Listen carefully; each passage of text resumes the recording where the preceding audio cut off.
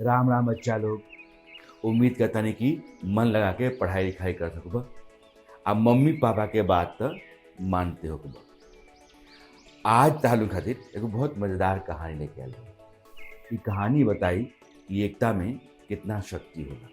अगर मुसीबत आ जाए, कोनो बहुत बड़ विपत्ति आ जाए, तो घबराए के ना, मिलजुल के ओकर सामना करे के चाही। जे मिल के सामना करी वो मुसीबत के हरा दी।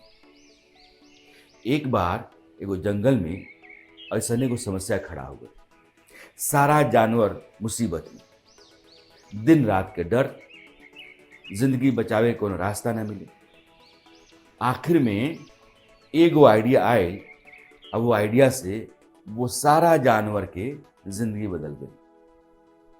कहानी ध्यान से सुनना। बहुत काम के बाद, बहुत पहले के बाद, एगो जंगल में बहुत खूंखार शेर रहत रहे। रोज दो चार गो जानवर के मारे आ खाए। भोरे भोरे गुफा से निकले, शिकार के तलाश करे, आ जे ओकरा सामने पड़ जाए ओकरा के चीर फाड़ के उ खा जाए।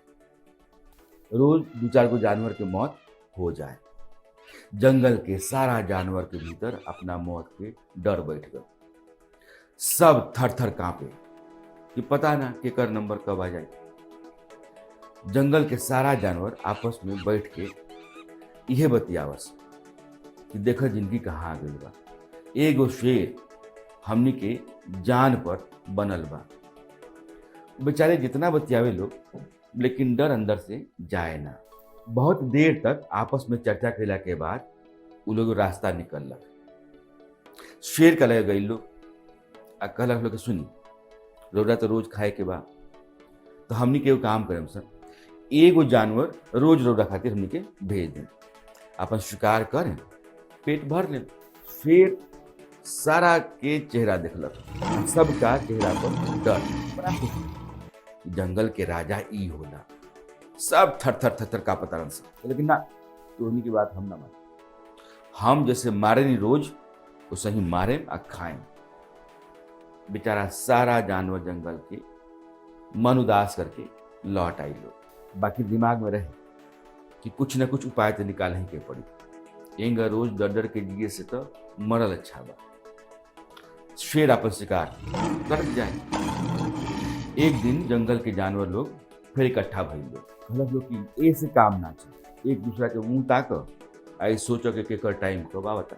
फिर लोग बैठे आ सोचे लगल लोग कि शेर के सामना करे के तो पड़ी, कोनो न कोनो रास्ता निकाल। बंदर अपन बात कहलन, लोमड़ी अपन आइडिया दिली, हाथियों अपने तरफ से कुछ कहलन। सब लोग अपन अपन बात रखलक। अंत में मिल के तय भइल कि हमनी के शेर के फंसावल जाए और फंसा के ओकरा के मार देवल जाए। जंगल के सारा जानवर मिल के एगो बहुत बड़ जाल बनैलन। आ जाल बनावे में सब बढ़ चढ़ के हिस्सा लेलन। 4-5 दिन के बहुत मेहनत के बाद एगो जाल तैयार भइल, लम्हर। जानवर जितना जंगल के रहन, वो जाल के जंगल के बीचों बीच बिछा दिलन। अब फिर सब गलन शेर का लगे, क्योंकि सुनी महाराज, हमनी के एगो आइडिया निकल ले वहीं से। जंगल के बीचों बीच रौरा के हमके न्योता जन और रौरा आए और रौरा भोजन खातिर वही जगह पर जो जंगल के बीचों बीच बा 4 से 5 गो जानवर हमनी के भेज दें से। हमनी में से कोई जाई, रौरा अपन खा पी के भूख मिटा ले, रौरो चैन रही, हमनियों के शांति रही। शेर सुन के बड़ा खुश हुआ। वो जंगल में वो जगह पर चल गई जहां ओकरा के बुलावे खातिर कहल गए। शेर का तनको ना पता रहे कि जो ना जगह पर जाता वहां ओकरा शिकार ना मिली, वो खुद शिकार हुई। जैसे शेर उस जगह पर पहुंचल, जानवर जो जाल बिछले रहलन ओमे वो फंस गए। पहले तो बहुत कोशिश कैलक कि निकल जाई, जाल लपटात गई, वो एकदम टाइट फंस गए। बहुत देर तक चिल्लक चिल्लैलक, सारा जानवर के धमकावे, बाकी सबका पता रहे कि जाल से बाहर निकली ना। शेर चिल्ला चिल्ला थक गई। 3-4 दिन तक खाना पीना मिलल ना। धीरे धीरे कमजोर होत गई आ एक दिन ओकर मौत हो गई। जंगल के सारा जानवर खुश, उनका लाग गई कि अपन आइडिया काम कर गई आ एकरा के हमनी के मार देनी सन। अब सब एक दूसरा के बधाई देवे लगलन, काहे कि सारा के मन से डर खत्म हो गई रहे। अब कोई ना मरी, रोज रोज के डर अब केहू के भीतर ना रही। शेर मरल कैसे? सारा जानवर जंगल के मिलके एगो आइडिया निकलन आ मिलके जाल में शेर के फंसा के मार देलन। बच्चा लोग, एक कहानी से का सीख मिलता?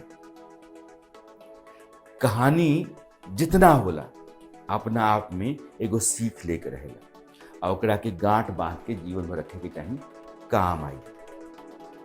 ये कहानी कहता कि मुसीबत चाहे जितना बड़ो, मुश्किल चाहे जितना बड़ो, अगर सोच विचार के मिलजुल के कोनो रास्ता निकाले की कोशिश करी जाओ तो रास्ता निकलेला।